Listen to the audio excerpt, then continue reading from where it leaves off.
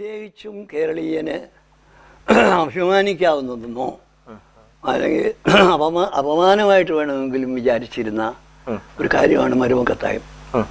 അഭിമാനിക്കുകയും അതേ സമയം തന്നെ അപമാനിതനാകാനും വഴിവെച്ച ഒരു സാമൂഹ്യ ഘടനയാണ്, ഒരു കുടുംബഘടനയാണ് മരുമക്കത്തായം. അതിൻ്റെ ഗുണവശങ്ങൾ ആ ദോഷവശങ്ങളെ പോലെ തന്നെയോ അതിൽ കവിഞ്ഞോ സമൂഹത്തിന് നന്മ ചെയ്തതാണ്.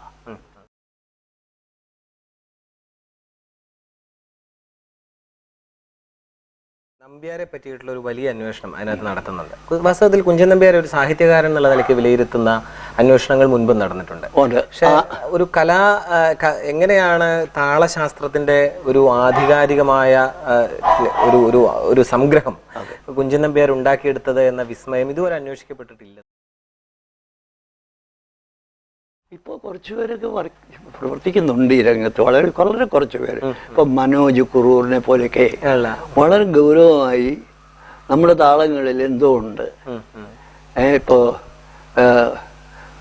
മറ്റേ കുമാരൻ്റെ അർജുന നൃത്തത്തിലെ താളങ്ങളൊക്കെ അന്വേഷിച്ച് മനുഷ്യർക്ക് ഒരു താല്പര്യമാണ്.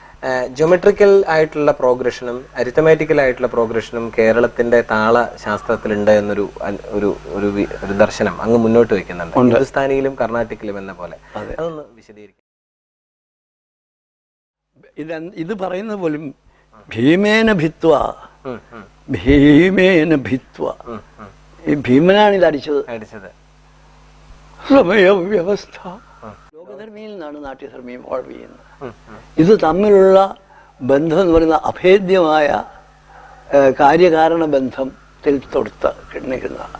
അതുകൊണ്ട് ഒരിക്കലും നാട്യധർമ്മി ലോകധർമ്മിക്ക് എതിരല്ല. നാട്യധർമ്മി എന്ന് പറയുന്ന ഇവല്യൂഷൻ ഓഫ് ലോകധർമ്മി ഇൻ ടു ഇമാജിനറി ഹൈറ്റ്സ് ആണ്.